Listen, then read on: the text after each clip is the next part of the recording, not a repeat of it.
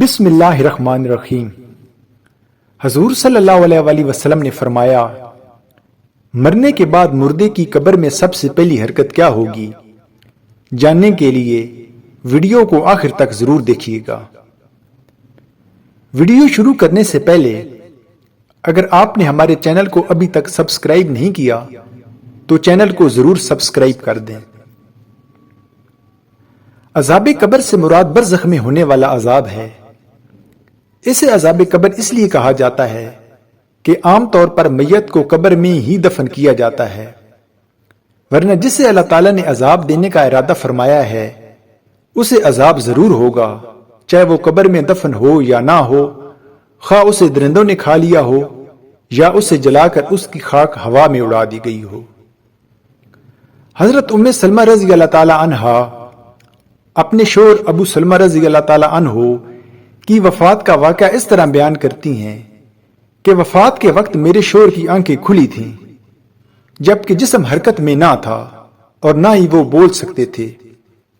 کسی نے رسول صلی اللہ علیہ وسلم کو میرے شوہر کی اس حالت کی خبر دی تو آپ صلی اللہ علیہ وسلم ہمارے گھر تشریف لائے۔ جب نبی اکرم صلی اللہ علیہ وسلم میرے شوہر کے پاس آئے تو دیکھا کہ میرے شوہر کی آنکھیں کھلی ہیں، تو انہوں نے اپنے ہاتھ مبارک سے آنکھیں بند کرتے ہوئے فرمایا، جب موت کا فرشتہ انسان کی روح قبض کرتا ہے تو مرنے والے کی آنکھوں کی روشنی بھی روح کے ساتھ چلی جاتی ہے۔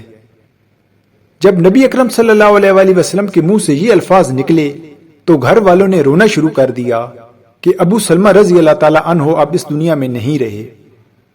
آپ صلی اللہ علیہ وسلم نے فرمایا کہ مرنے والے کو ہمیشہ اچھے الفاظ میں یاد کیا کرو، کیونکہ اس وقت فرشتے پاس ہوتے ہیں۔ میت کے ارد گرد بیٹھے ہوئے لوگ جو باتیں کرتے ہیں فرشتے ان کی باتوں پر آمین کہتے ہیں۔ پھر نبی اکرم صلی اللہ علیہ وسلم نے اللہ تعالیٰ سے دعا کی کہ اے اللہ، ابو سلمہ کو قبر کے عذاب سے محفوظ فرما اور اس کو اپنے خاص بندوں میں شامل کر لے جن پر تیرا خاص کرم ہے، ان کی قبر پر اپنی رحمت فرمانا اور قبر کو نور سے مالا مال کر دینا۔ نبی اکرم صلی اللہ علیہ وسلم کی اس دعا سے ثابت ہوتا ہے کہ جب مسلمان وصال کر جاتا ہے تو اللہ تعالیٰ مسلمان کی قبر میں نور اور رحمت عطا کرتا ہے، جبکہ غیر مسلم مرتا ہے تو اللہ تعالیٰ اس کی قبر کو تنگ اور عذاب سے بھر دیتا ہے۔ اس دنیا سے پردہ کرنے کے بعد انسان کے لیے سب سے خطرناک پہلی منزل قبر ہی ہے۔ اگر انسان اپنی پہلی منزل یعنی قبر کے عذاب سے بچ جائے تو اس کے لیے باقی سب منزلیں پار کرنا کوئی مشکل نہیں رہ جاتا۔ اس لیے نبی اکرم صلی اللہ علیہ وسلم نے فرمایا کہ انسان کو مرنے کے بعد بہت سی منزلیں طے کرنا پڑتی ہیں، جن میں سب سے پہلی قبر کا عذاب ہوتا ہے۔ اگر انسان قبر کی سختی سے بچ جائے تو دوسری منزلیں اس کے لیے آسان ہو جاتی ہیں۔ ایک دفعہ نبی کریم صلی اللہ علیہ وسلم قبرستان سے جا رہے تھے تو رسول اکرم صلی اللہ علیہ وسلم نے قبر کا عذاب بیان کرتے ہوئے فرمایا کہ مجھے اگر اس بات کا ڈر نہ ہوتا کہ تم میت کو قبر میں دفنانا چھوڑ دو گے تو میں اپنے رب کریم سے دعا فرماتا کہ وہ تم لوگوں کو بھی قبر کے عذاب سے آگاہ کر دیتا، بالکل اسی طرح جس طرح میں دیکھ رہا ہوں اور سن رہا ہوں۔ آپ صلی اللہ علیہ وسلم جب صحابہ کرام کو قبر کے عذاب سے آگاہ کرتے تو سب کے رونگٹے کھڑے ہو جاتے۔ حضرت محمد مصطفیٰ صلی اللہ علیہ وسلم کا فرمان ہے کہ مرنے کے بعد قبر انسان کی پہلی سیڑھی ہے۔ جس بندی کی یہ منزل آسان ہو گئی تو باقی سب منزلیں اس کے لیے آسان کر دی جاتی ہیں۔ جس نے اس منزل سے آسانی حاصل نہ کی تو اس کے لیے دوسری منزل عبور کرنا بہت ہی مشکل ہو جاتا ہے۔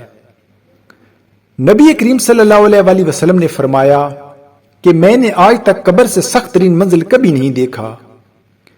نبی اکرم کا فرمان مبارک ہے کہ میت کو جب قبر میں داخل کر کے گھر کی طرف لوٹتے ہیں تو میت لوگوں کے چلنے کی آواز کو اچھی طرح سن رہی ہوتی ہے۔ اگر مرنے والا سچا مسلمان ہے تو نماز اس کے سر کی طرف، روزہ اس کے دائیں طرف، زکوٰۃ اس کے بائیں طرف اور دوسرے جتنے بھی اس کے نیک اعمال ہوتے ہیں وہ اس کے پاؤں کی طرف سے آ جاتے ہیں۔ اور جب بھی قبر کا عذاب اس کے پاس آتا ہے تو نماز، روزہ، حج، زکوٰۃ، صدقہ و خیرات اس کے نیک اعمال اس کی حفاظت کرتے ہیں۔ پھر اس سے کہا جاتا ہے کہ بیٹھ جاؤ، چنانچہ وہ بیٹھ جاتا ہے۔ اس کو سورج ایسے دکھائی دیتا ہے جیسے غروب ہونے کو ہو۔ پھر اس سے کہا جاتا ہے کہ تم اس شخص کے بارے میں جو تم میں مبعوث ہوا تھا کیا کہتے ہو، اس کے متعلق کیا گواہی دیتے ہو؟ وہ کہتا ہے مجھے ذرا نماز پڑھ لینے دو۔ اسے کہا جاتا ہے کہ تم عنقریب یہ کام کر لو گے، پہلے اس سوال کا جواب دو کہ تم اس شخص کے بارے میں جو تم میں مبعوث ہوا تھا کیا کہتے ہو اور کیا گواہی دیتے ہو۔ وہ گواہی دے گا کہ رسول صلی اللہ علیہ وسلم اللہ تعالیٰ کے آخری نبی ہیں جو اللہ تعالیٰ کا دین لے کر تشریف لائے۔ پھر اس سے بولا جائے گا کہ اسی یقین کے ساتھ تم حیات رہے اور اسی پر تم کو دنیا سے اٹھا لیا گیا اور اسی کے ساتھ تم کو دوبارہ زندہ کیا جائے گا۔ ان سب باتوں کے بعد اس کے لیے جنت کا دروازہ کھولا جاتا ہے۔ وہ قبر میں جنت کو دیکھ کر بہت خوش ہوتا ہے۔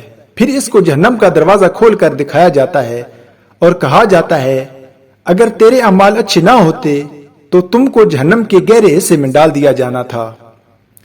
نیک بندے کی قبر کو اللہ تعالیٰ کشادہ اور نور سے منور فرما دیتا ہے۔ روح کو اعلیٰ قسم کا عطر لگا کر پاکیزہ جگہ پر رکھ دیا جاتا ہے۔ غیر مسلم کے بارے میں یہ فرمان ہے کہ جب قبر کا عذاب ان کے جسم پر آتا ہے تو ان کے ارد گرد کوئی بھی نیک اعمال نہیں ہوتے جو ان کی حفاظت کر سکیں۔ پھر اس کافر کو حکم دیا جاتا ہے کہ یہاں پر بیٹھ جاؤ تو وہ ڈرتا ڈرتا بیٹھ جاتا ہے۔ اس کو آخری نبی کریم صلی اللہ علیہ وسلم کے بارے میں پوچھا جائے گا تو وہ کچھ نہیں بتا سکے گا کہ یہ کون ہے۔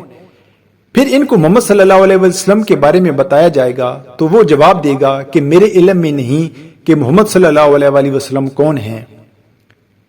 پھر اس کو فرمایا جائے گا کہ تو دنیا میں غیر مسلم تھا، غیر مسلم مرا اور غیر مسلم ہی دوبارہ زندہ ہوگا۔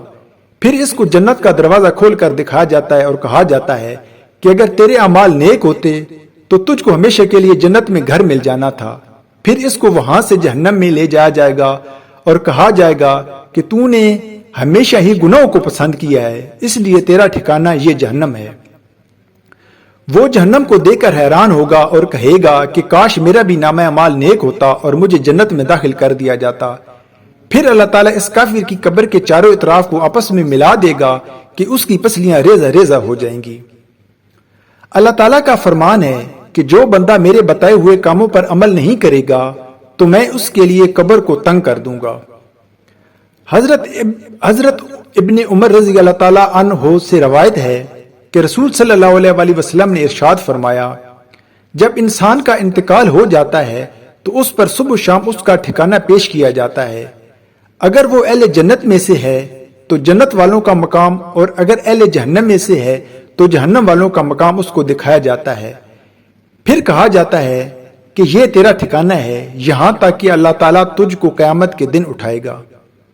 اسی طرح حضرت عائشہ رضی اللہ تعالیٰ عنہا سے روایت ہے کہ ایک یہودی عورت ان کے پاس آئی اور اس نے عذاب قبر کا ذکر کرتے ہوئے حضرت عائشہ کو دعا دی اللہ تعالیٰ آپ کو عذاب قبر سے بچائے۔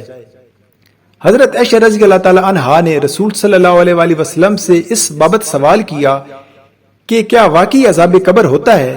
تو رسول صلی اللہ علیہ وسلم نے فرمایا جی ہاں، عذاب قبر برحق ہے۔ حضرت عائشہ رضی اللہ تعالیٰ عنہا فرماتی ہیں اس کے بعد میں نے رسول صلی اللہ علیہ وسلم کو ہمیشہ دیکھا کہ ہر نماز میں آپ عذاب قبر سے پناہ مانگتے تھے۔ حضرت قتادہ رحمۃ اللہ علیہ فرماتے ہیں کہ عذاب قبر کے 3 حصے ہیں۔ 1/3 عذاب پیشاب سے نہ بچنے کے سبب، 1/3 غیبت کے سبب اور 1/3 چغلخوری کے سبب ہوتا ہے۔ اللہ پاک ہمیں قبر کی سختیوں اور عذاب سے محفوظ رکھے، ہمیں قبر میں نبی کریم صلی اللہ علیہ وسلم کی پہچان نصیب فرمائے، آمین۔ کمنٹ سیکشن میں آمین لکھنا مت بھولیے گا۔